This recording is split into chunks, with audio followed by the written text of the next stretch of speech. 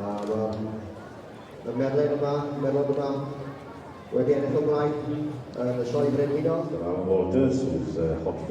Wel, dyma ni gyda rhywun, a dyw hwn ddim yn ddigwydd yn aml. This doesn't happen very often, does it, Dan? But your horse has come back in 2023 to retain the title from 2022. Yeah.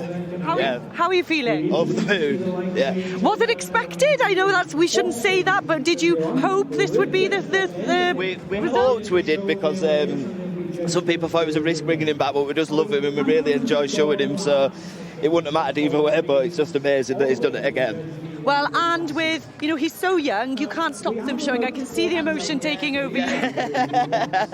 So, is this the only horse you brought up for the week? No, we had a 2-year-old colt with us as well. He was third, so we've had a really good day so far. Amazing. Well, as I've just said to Richard Pittman with this season as well, I'll say the same to you. There'll be a few pints flowing at the Welsh Pony and Court Bar later. Enjoy every second at llongyfarchiadau mawr. Diolch yn fawr.